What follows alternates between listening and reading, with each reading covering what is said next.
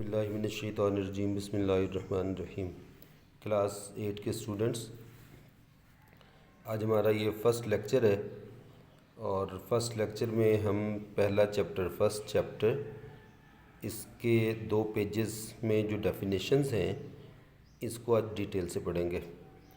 तो सबसे पहले सेट्स के बारे में आप लोग पिछली क्लासेस में पढ़ के आ चुके हैं कि यहाँ से देखें, A set is a collection of well-defined distinct objects और symbols।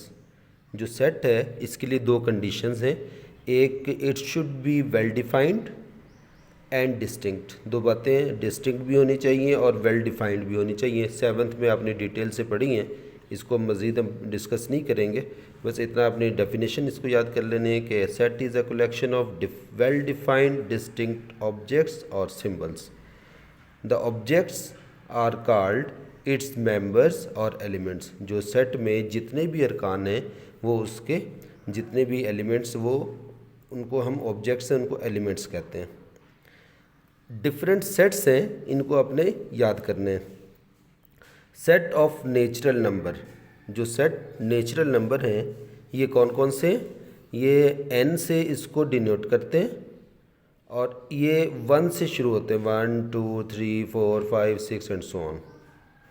Set of whole number, जो होल नंबर हैं उसको w से जाहिर करते हैं और ये 0 से शुरू होते हैं। याद रखना कि जो नेचुरल नंबर हैं ये 1 से शुरू होते हैं और जो होल नंबर हैं वो 0 से, 0 1 2 सो on.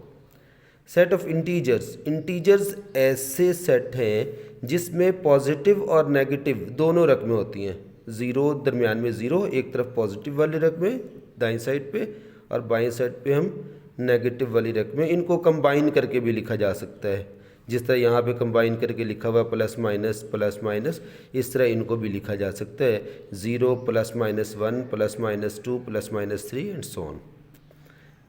Set of prime numbers, prime numbers ऐसे नंबर्स जो अपने अलावा किसी और पर डिवाइड नहीं होते, जो अपने अलावा किसी और पर, एक यानी 1 और अपने अलावा, मसलन 2 को देखें, ये 2 जो है या तो 1 पे डिवाइड हो सकता है या अपने ही ऊपर, और किसी रकम पे नहीं हो सकता। ये 3 5 7 11 13, तो इनको हम कहते हैं प्राइम नंबर्स, इसको P से डिनोट करते हैं। Set of odd numbers, O, इसमें पॉजिटिव भी हो सकते हैं और नेगेटिव भी।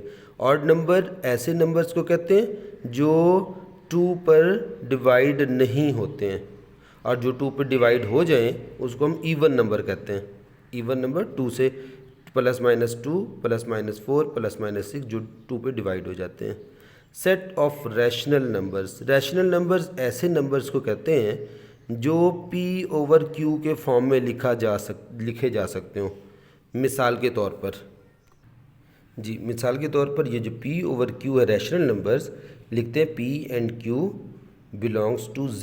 जो Z हैं ये आपने पता इंटीजर्स होते हैं, प्लस माइनस में लिखे जा सकते हैं, और Q should not equal to 0। मिसाल के तौर पर मैं लिखता हूँ 5/7, ये रैशनल नंबर है। 7/9 रैशनल नंबर है। 9/4 रैशनल नंबर है। लेकिन ऐसा नहीं हो सकता कि अगर हम लिख दें 9/0, ये रैशनल नंबर नहीं है। रैशनल नंबर ऐसे नंबर्स को कहते हैं जो P/Q, यानी जो हम आम लफ्ज़ों में कहते हैं बटे में लिखे जा सकते हो, ठीक है, इसको हम कहते हैं ये रैशनल नंबर्स हैं। ये सारे के सारे सेट्स आपने ज़ुबानी याद करने, ये इनका आगे इस्तेमाल आएगा। आगे है फाइंडिंग अ सबसेट। सबसेट कैसे फाइंड करते हैं? सबसेट होता क्या है? एक ऐसा सेट जिसमें तमाम, उस सेट के तमाम अरकान, उनका अलग-अलग सेट होता है, इसको हम सबसेट कहते हैं। मिसाल के तौर पर हम देखते हैं एक सेट हमारे पास 2 और 4, इसके सबसेट लिखें। क्या हो? सबसे पहले तो इसका होगा एम्प्टी सेट, इसका सबसेट है, यानी जितने भी इसमें आप देख रहे हैं इसके मेंबर्स हैं, इनको हमने अलग-अलग लिख दिया पहले तो, और बाद में इसको एक दफ़ा ऐसे लिख दिया पूरे सेट को। तो ये इसके अलग-अलग सबसेट हैं, इसके 4 सबसेट हैं, 1 2 3 4। और याद रखना कि जो सेट है इसको हमेशा हम ब्रैकेट में लिखते हैं। ब्रैकेट में लिखा, ये 4 सेट आ गए इसके। Second example, right all subsets of the set 3, 5, 7। तो इसका तरीक़ेकार ये है कि सबसे पहले आप इसका सबसे पहले एम्प्टी सेट लिखेंगे, उसके बाद इसके सिंगलटन सेट लिखेंगे, यानी सिंगल जो रकमें हैं इनका अलग-अलग सेट लिखेंगे। 3 का सेट हो गया, 5, 7, फिर 2-2 के बनाएंगे, 3, 5, 3, 5, 3, 7, फिर 5, 7। और अब 2 वाले सारे ख़त्म हो गए। इसको ये याद रखना है, रिवर्स नहीं करना है, यानी 3, 5 लेंगे, 5, 3 और 3, 5 दोनों एक ही सेट हैं। इस वजह से हम इसको हमेशा फॉरवर्ड ही लेंगे, रिवर्स नहीं लेंगे। यानी हम इसके साथ ऐसा नहीं कर सकते कि 3, 5 के साथ हम 5 और 3 भी लिख दें, 3, 7 के साथ 7 और 3 भी लिख दें, तो उससे कोई फ़र्क नहीं पड़ेगा, वो अपने नहीं लिखने, वो सेट दोनों एक ही बात है। तो इसके अब सेट देख लें कितने बन गए। यानी अगर यहाँ पर 2 सेट हैं, 2 मेंबर्स हैं, तो उसके 4 सेट्स बनते हैं। और अगर यहाँ पे 3 मेंबर्स हैं तो उसके 8 सेट बनेंगे, 1, 2, 3, 4, 5, 6, 7 और 8। अब हम लिखते हैं ये, इसमें देखें 4 ऑब्जेक्ट्स हैं, यानी 4 इसके मेंबर्स हैं। 4 मेंबर्स के लिए इसके 16 सेट बनेंगे, इसके 8, इसके 4। अच्छा, इसके सबसेट देखें, इसके हमने लिखने हैं सबसेट। सबसे पहले एम्प्टी सेट लिखेंगे, उसके बाद सिंगलटन सेट, मसलन सिंगल ए बी को सेट में लिखा, सी को सेट में लिखा, डी, फिर हम 2-2 लिखेंगे, A B A C A D, A B A C और A D, forward A B A C और ए डी। फिर हम ए को छोड़ दें, B C and B D, फिर हम बी को भी छोड़ दें, सी डी। ठीक हो गया, ये 2-2 वाले सारे ख़त्म हो गए सेट। अब 3-3 वाले आ जाए, ऐसे ए बी सी, इसके बाद ए बी डी, अब ए को छोड़ दें, बी सी डी, फिर ए सी डी। और लास्ट में जो सेट ये वाले हैं, ये पूरे के पूरे सेट को ऐसे लिख देंगे। तो ये वाला ये जो पूरे सेट्स हैं, इनको हम कहते हैं ये इसके सब सेट्स हैं। अच्छा, इस सेट में, इन तमाम सेट्स में आप अगर गौर करें तो आपको पता चलेगा कि जो सेट यहाँ पे लिखा हुआ है इसको भी सब सेट में लिखा हुआ है। आप इधर देखें, ये वाला सेट है 3, 5, 7, इसके सेट में भी ये लिखा हुआ है। इस तरह ये वाला सेट एक है ए बी सी डी, यही वाला सेट इसमें भी लिखा हुआ है। तो ऐसा सेट जो खुद भी वो अपना सेट है, उसको हम कहते हैं ये इम्प्रॉपर सबसेट है। और इसके अलावा जितने भी सेट होंगे, जितने भी हैं, ये सारे के सारे प्रॉपर सबसेट कहलाते हैं।